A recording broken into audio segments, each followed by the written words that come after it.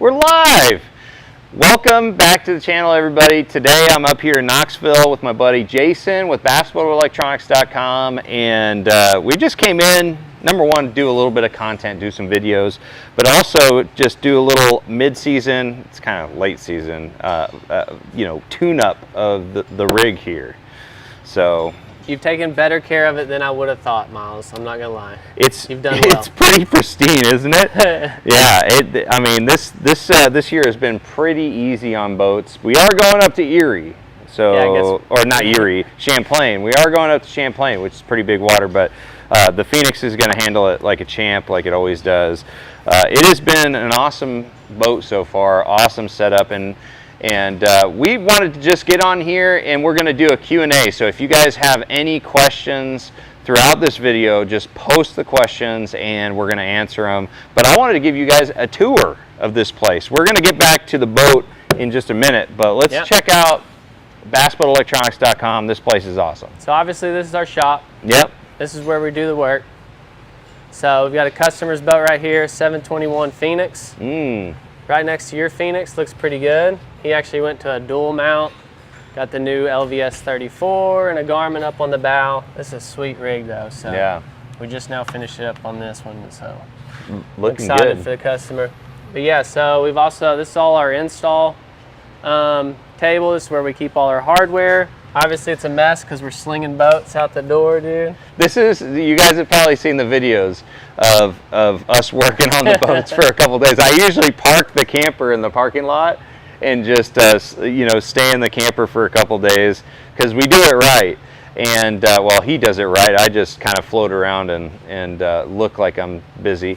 But as you can see, he uses all these premium wiring, everything that he does, that he wires in these boats, he pretty much custom makes for those systems. So he's got all the gauges, everything you need. We got it all. Yeah. And this is one thing I wanted to show you guys, because I walked in here and one of the hardest things to find right now is Mega 360 units. Look at this pallet right here. You got this pallet and that pallet full of unicorns. Nobody really has them, and he's got them right here, and he's got a pallet that's going out right now. And you said that these probably won't last very long. No, I would be, well, Chad thinks we won't have them a day, but I think we'll have them probably, I'd say about a week or two. We got quite a few. They're definitely the hottest item. These and LVS 34s, if you can get them, you can sell them. I mean, that's the thing. But we've had these in order probably since September. They're just now coming in. Wow. Well, I mean, yeah, it's for the crazy people that buy in the next 24 hours. Yeah, if you want one now, go to our website, get it. Oh, we got some Mega Lives too. Those have been hard to get.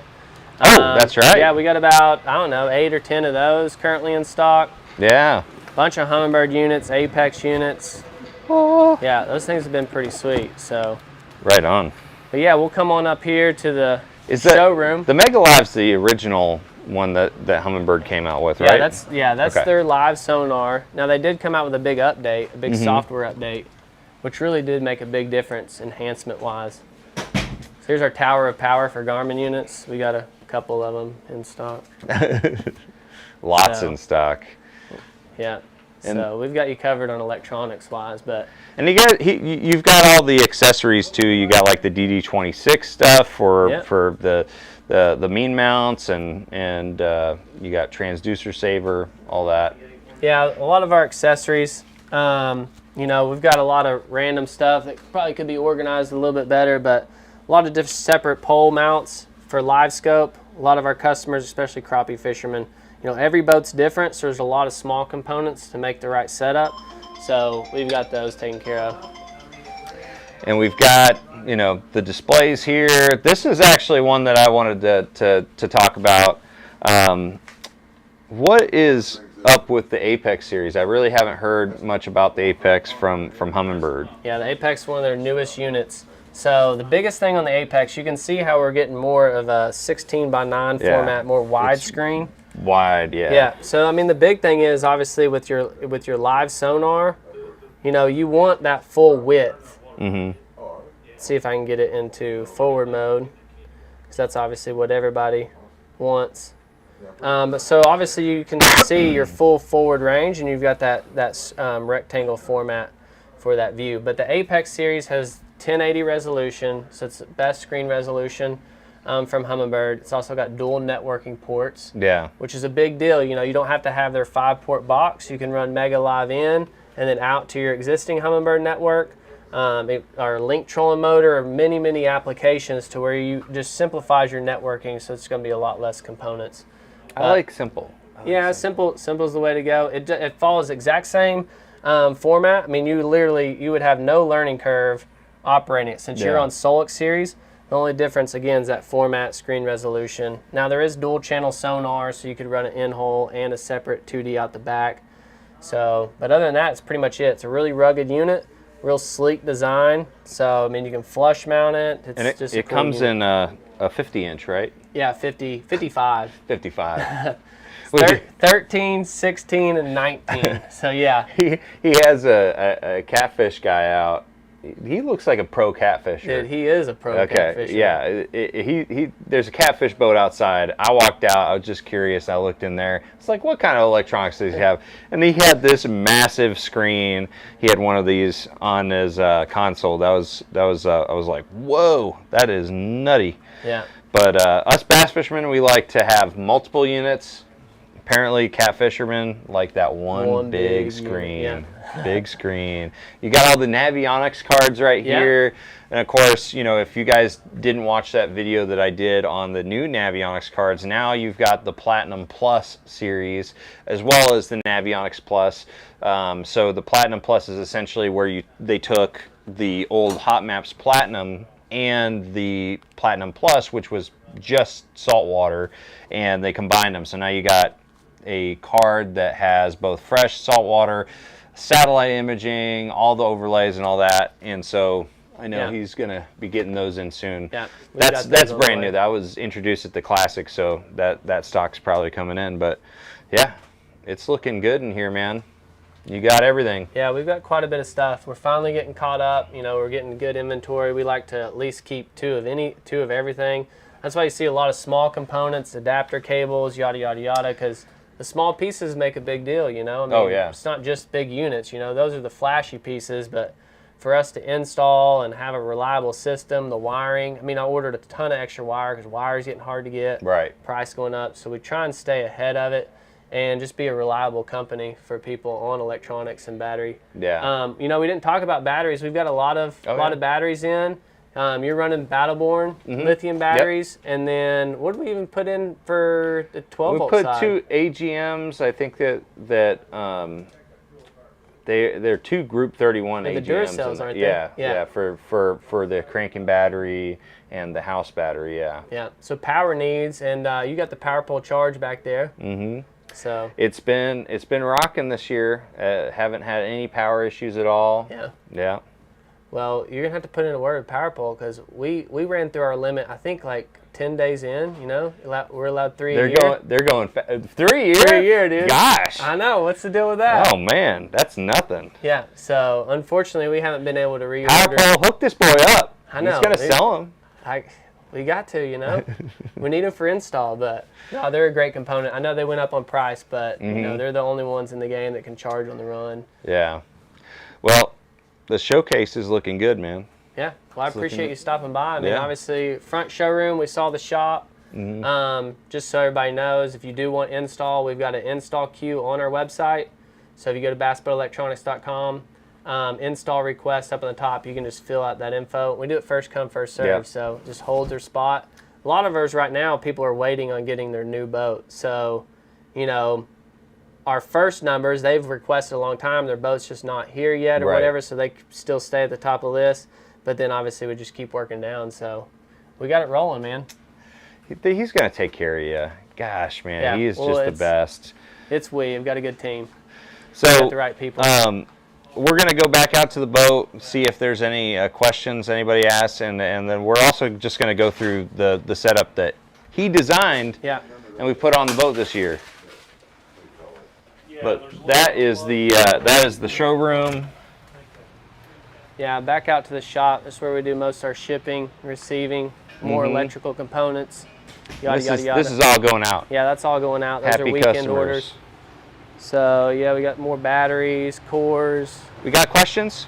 Live scope or 360? Live scope or 360? The question I get all the time.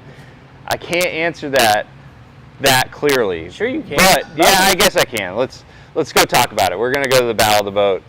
So I do get that question quite a bit. So I'm gonna have to do it in two parts. First off, if I had to absolutely pick one, if I was forced to pick one, it would have to be Panoptix Live Scope. Forward-facing sonar is just so clutch when it comes to so many different types of fishing. You know, everything from, you know, just finding cover, you know, whether or not you're looking for fish, finding cover, looking at fish and understanding their body language and kind of adjusting your bait selection based on their movements and all that.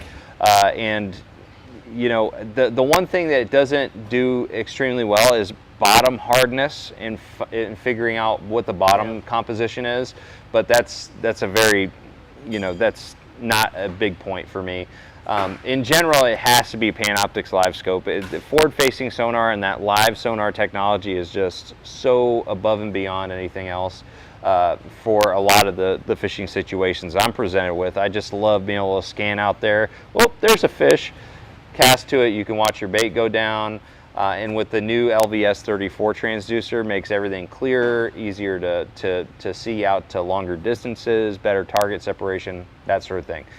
So now that I gave you the general answer to that, now let me throw in 360. 360 is amazing. So there's two different things that I use. The reason why I have both of them on here is because they're both very, very useful. 360 obviously isn't in real time, it's not live, so you can't see the fish's body language, you can't see their movements. You just have to wait for that screen to kind of repopulate, and so you can kind of follow the movements of fish. But in general, 360 is the best for finding structure and really understanding what is around your boat, from bottom hardness and bottom composition to just finding, you know, isolated stumps or brush piles or things like that. So 360 is really good for isolating and finding those things that you might be interested in, and then you can scan over and fine tune with 360 or with Panoptix Live Scope. 360 is generally my choice when I'm more structure oriented, when I'm really looking for structure as opposed to like schools of fish, and also when I'm looking for bottom hardness, like I'm looking for a shell bed or a drop or something like that. 360 really gives you that big, broad macro image of what's around your boat, and you can really see those hard spots on the bottom. They just pop, especially when they're surrounded by soft bottom. And another thing that 360 is really, really good at is grass. If you're fishing grass, 360 does a great job because you can really see the little irregularities that you're looking for, the holes in the grass. You can follow grass lines way easier than you can with Panoptix, because Panoptix, unless you have one of those units, I'm not sure what they're called, where it's like a totally isolated system, not attached to the trolling motor. Unless you have that, you have to constantly be, you know, moving the trolling motor to be able to follow that grass line. But with Humminbird 360, I can actually just, you know, it doesn't matter what the trolling motor is doing. I can follow that grass line and know exactly, you know, where that grass is in relation to the boat. So that's kind of the answer. So if you have. So it really comes down to what type of lakes you fish. If you fish all around the country, there's no way I can tell you, you know, which one you need to get. I would lean more towards Panoptix Live Scope just from my personal preference and just knowing what it's capable of. But if you are fishing all around the country, I would get both, just like this system right here. But if you are fishing maybe like Florida primarily, you're fishing a lot of shallow grass fisheries or just 10 foot or less in general, the 360 is legit for that type of situation.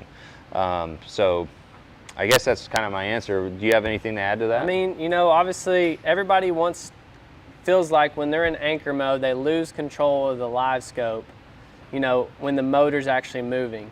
You know, what I've found is it's pretty quick and easy to take it out and line up on those fish and then re-anchor pretty fast.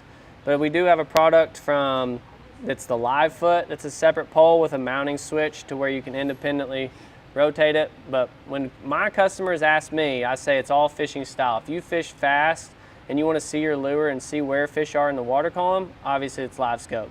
If you're anchoring down and you want to see structure around the boat, you know, where the motor's holding you and you're fishing, you know, brush to the right or current breaks or whatever, independent, you know, the 360 can't be beat. But that's why these are the two hottest items. I mean, they both are great standalone products, and when you combine them both, it's, you know, lights out. So. Yeah, I 100%. Like at Guntersville in the spring when I got a top 10 at the Toyota Series, it was all about Humminbird 360, 100%.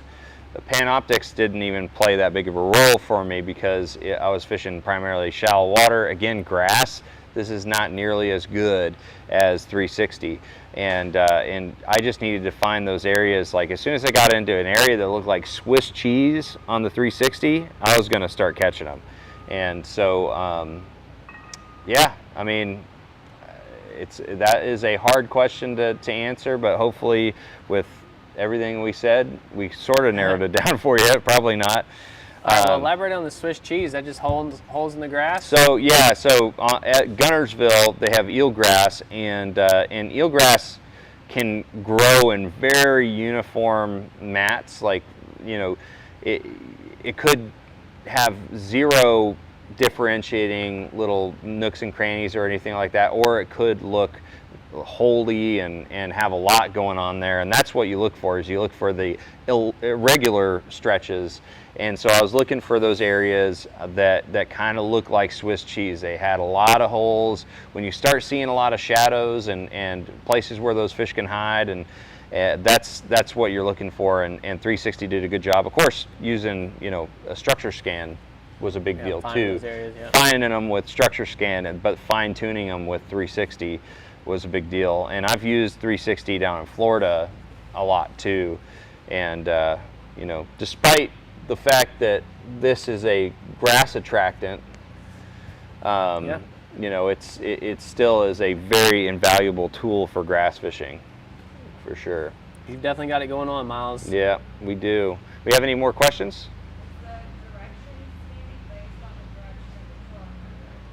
Yeah, so in general, unless you have one of the, what is it called? Yeah, Livefoot's the one that we have currently on our website. Okay. So Livefoot is essentially it's a motorized mount, right? Separate pole here, and you've got a little fob that you can change the direction of this with an arrow on top. Yeah. So it's independent of the trolling motor, just like the 360. And obviously you got wire control and a foot pedal control. Yeah. But it would be a separate mount on your trolling motor. So on your trolling motors, you have two different sections of the shaft here. You've got the rotating part and then the stationary part. The Humminbird 360 mounts to the stationary part of the shaft, the upper part, and then the bottom, which rotates, that's where you're primarily going to mount the forward scanning sonar transducer like the LVS 34, either on the shaft or on the trolling motor. I like it on the bottom of the trolling motor. A lot of people think that, you know, you're going to be beating this one up. I don't have any. I've never broken one of the transducers that we've had. I never have an issue, so I like having it on the trolling motor itself. So this is always going to be manipulated. The direction it's pointed is always manipulated by the pedal, and whichever way you're pointing that trolling motor. So I'm always looking at the arrow. If you look at me when I'm looking down, I'm either looking directly at the arrow on the trolling motor or the screen. So when I'm making a cast, I'm definitely looking at the arrow first. Yeah, one benefit I see, I mean, a lot of people, this is a huge debate of where to mount it, but I want to use my foot to control where it's looking, to keep my hands free so I can cast. I can make a quick cast versus any other separate pole or something I have to move. Right, I agree. So it's a little bit more responsive. You know, you do sacrifice only in anchor mode which way it's looking, but again, it's easy to take it out, line up, make the cast, put it in anchor mode. Well, that was what I found on the water. And that was something I found the other day. Katie and I were out fishing, you know, a spot on Chickamauga, a ledge, and you know, we found the fish. We idled over them and kind of figured out where they were at that moment when we got there, and then we put it on anchor mode and you know, lined up with it for the first few minutes. But then the school kind of shifted, and you can actually. I still watch my pan optics even when it's in anchor mode, because the trolling motor is always correcting based on wind and wakes and current, and so if you keep an eye on it, you'll all of a sudden see it move over, and then the fish will show up, you know, or you know, a school that you never even knew was there will show up. So it's still not useless on anchor mode for sure. But it's, you know, you have to keep an eye on it and see if anything pops up. But like you said earlier, it's so easy to just take it out of anchor mode, scan real quick, reline up, and then put it back in anchor mode. So that's what I do. Can you show and explain the wiring that Jason made? The what? The wiring? Oh yeah. Yeah. That's all you. Show your wizardry. So, well, on your boat, you know, we built you a custom harness. So we ran actually 6-gauge wire. So we ran 6-gauge wire from the battery compartment to the console. Right. And we've actually got a block in there to where you can tie in your units, you can untie without cutting any of the wire in. Then we ran a 6-gauge up to another block up here. And what that does, basically it just builds a beefed up wiring harness on the boat that's pretty much custom length for this model. And then if you change units or whatever, you're just adding or removing from that block at the console and at the bow. It's like having a fuse panel at your house. Yeah. I mean, when you're running high-end electronics like that, I mean, boats, generally, they're doing a better job of having the appropriate wire size, but now what I see is they may have the right wire size, but it may be funneled through a negative that restricts it down. So it's just a lot easier and cleaner. I mean, I would say 80%, well, probably almost 90% of all the boats that come in here, we end up running dedicated wire unless it's smaller units. But, you know, your boat, heavy gauge wire, we do simplify it. And then one key component, you know, you got to have a fuse or a breaker to protect that main wire. Right. But, you know, I mean, we follow ABYC standards, American Boating Yachting Council. I mean, they've got strict restrictions on fusing and circuit protection, wire length, voltage drop. The list goes on and on, but you know, that's why we do it for a living. Yeah. I mean, well, show them the components, like all the wiring. Well, you know, that you most have. of the stuff on your boat obviously is behind the scenes. You know, Right. You're never really going to be able to see it there. You know, what we can see back here in the back, you know, is how your battery compartment's laid.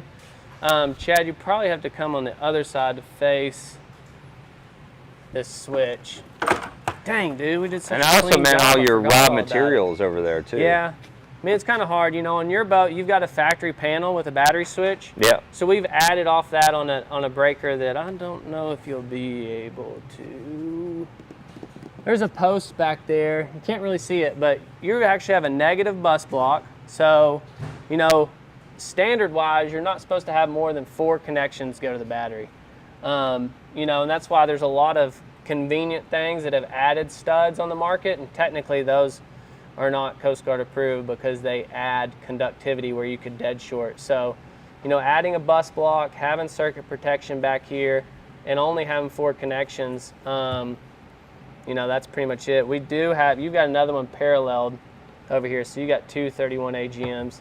I mean, it is kind of hard to get it clean, but it follows, you know, set principles that you go off of. Yeah. A lot of people get in trouble because they have it, you know, they're doing it at Friday and they have a tournament Saturday morning and they're just trying to throw it together and they never come back and actually do it right. But Yeah. obviously we do the best we can, crimp and heat shrink all the connections and follow the codes. Instead of using something that you know comes out of a package, you custom make everything, and so you've got a variety of you know different wiring here.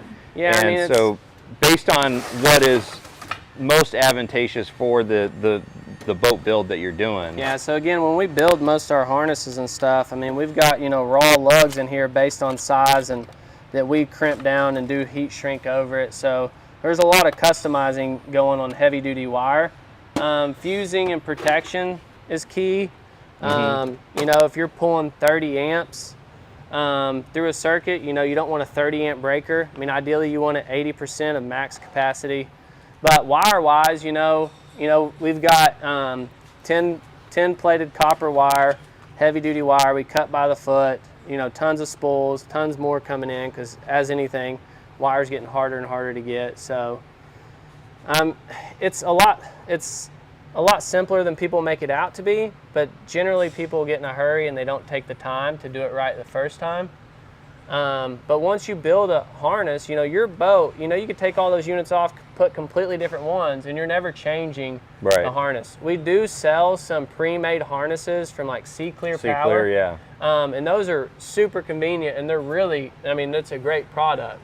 You know, but it's got dedicated wire going to the console and then a whole nother dedicated wire to the bow, and we just do one whole run through it. Right. As far as convenience, like buying that one thing, it's going to be more than enough to power anything. You know, when we have the boat here, it's, you know, simple and easy for us just to custom make one, but for the end consumer that didn't know everything about wiring, I mean, those pre-made harnesses are the way to go. Yeah, yeah. But the way that you custom make this stuff, if for every single boat being a little bit different, you know, it's really nice that you just kind of start from scratch and build everything. Well, and each boat that comes in here, every boat's completely different. Right. You know, you can have the same model and have the same traits, but we try and make the best system for that boat. You know, so when it leaves here, no matter what happens to it later, another owner or whatever, they're not having to redo a lot of stuff. So it does take a little bit more time for us to get in there and remove stuff and do it right. But the end result, it's a lot more reliable. You know, it's just the way it needs to be. So. Right. I mean, how many issues have you had? Zero issues with any power source related. You know, I've had, you know, not. I'm talking about as far as wiring harness or anything like that. I haven't had zero issues at all. Yeah, I mean, obviously, there's going to be a lot of components in the boat that you're going to have some failures of. I mean, it's just part of it. But for you, you know, that's another thing. Like, when it's quick and easy to get in there, you don't have to cut any connections. You can just tie into those bus blocks. Oh, if something goes bad, I love it. You know, you got to swap a unit and the Phoenix or whatever. makes it way easier to work up there, too. So. Yeah, when we put a 19-inch unit on the bow, we don't have to redo anything. We just put that. 19, yeah. Man, that I would lose like 3 miles an hour with the 19-inch. Dude, you have to be driving on your knees, like going down. It'll be sweet. All right, so hopefully we answered that one. We got any more? Do you need a separate battery for the 360 So yeah, we do have a 5 battery system in my boat. So we've got the 3 Battleborns for the trolling motor. I wouldn't go any other way. But then for cranking and the house battery, we've got 2 Group 31 AGMs because they don't recommend cranking with the lithium yet. And so we've got those 2 batteries that run the full system. And so it is, you know, when you're talking about 5 different 12-inch units and, you know, different modules, you know, the module for the Panoptix Live Scope and all that stuff, you definitely have to have an extra battery, you know, to, even though I've got the power pole charge system, which is constantly, you know, charging and shuffling power from one system to the other, you still need to have, you know, that second battery, in my opinion. Yeah, charging everything, we see it with Live Scope and 360 and people adding stuff. You know, it's kind of first thought, like I need to add a battery for it. You know, we generally try and just beef up the correct power in the boat to run everything, because charging on the water is key. When you add let's say you add a separate battery just to run that, well, you're not going to have any charging on the water. Right. So, you know, you have to over capacity that battery source, and then wiring, it just doesn't fit in fundamentally on the boat system itself. You know, obviously for you, we've got 2 AGMs in parallel to create one big battery for that capacity for the electronics. But then since it's one system, when you start your motor, it's going to charge it together. And then with the power pole charge, you know, that's key. We do a lot of dual battery systems. Right. Dedicated starting, dedicated house, a little bit different wiring system, and then you can charge those and they'll cut in and out. But it's all battery capacity. Fundamentally, whatever you're pulling, you need to match up the battery to run those electronics for however long you're on the water. You have longer days, Some customers go out 4 hours. You know, you go out indefinitely, however long. So you got to match it up to what you're pulling. I bring a bivvy. I sleep out there at night. In anchor mode. Here, we'll show you the battery system once again in here. If Chad can get in there, don't trip, Chad. I got his back. All right, so this actually worked out really nice because a big deal for me is being able to have a spare prop back here, and Phoenix has that spare prop holder, but we weren't sure if we could do 5 batteries plus power pole pumps plus the power pole charge with being able to maintain that spare prop. So that was a big deal for me. Yeah, that was pretty cool. So we got the 3 Battleborns, and then just from a balancing weight perspective, because these AGMs are way heavier than the Battleborns are, we put one over here and one over there. I wanted to make sure we balance the weight as much as possible, because my big butt, if we put 2 AGMs over here and I'm sitting on the driver's side the entire time, we're going to be listing pretty good and going in circles all day.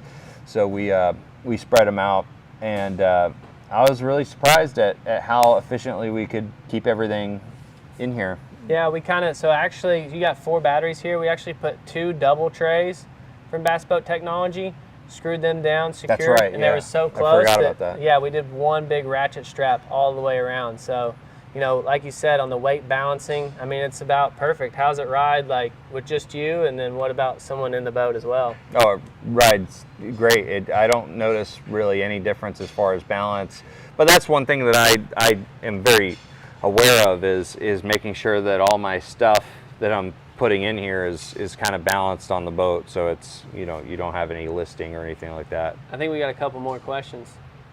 Go over where we're located again, and do we have any instructional videos for DIY, and what battery chargers we recommend? All right, so we are located at It's all you. I'm just 1230 Topside Road in Louisville, Tennessee. Any contact info, the easiest thing, if you go to our website, bassboatelectronics.com, you can message us. It's got our phone number, it's got our store hours, live inventory, a lot of stuff. And we do have a couple videos on there for some common issues and some stuff that we have, like a little learning center, Lake Master car. We got a bunch of different stuff. Software issue on past units. What was the last one? What battery charger do you recommend? Yeah, the battery charger wise, there's not one I do recommend because it's based on the battery. Yeah. The power pole charge is an awesome system. Right now we can't get them, so that really crosses that out. You know, a lot of lithium batteries take a specific charger. What we're selling the most, we've got the NOCO chargers that are really, really popular. We've got those 1 bank, 2 bank, 3 bank, 4 bank. They're programmable for lead acid, AGM, and lithium. Those have been really popular. What was the other one? The Minn Kota PCL series. We've got a lot of those ordered. We've only gotten a couple in. I think do we have any? I don't even know. We're sold out. We sold out of those, but we've not been getting many. But those are going to be basically the same thing as the NOCO charger, programmable as well. The only disadvantage with that is we're selling a lot more single 24 volt batteries, single 36 volt batteries, and so obviously those take a specific charger as well. But battery charger wise, cookie cutter, the NOCO one right now, because we have those in stock, those have been probably the best selling ones.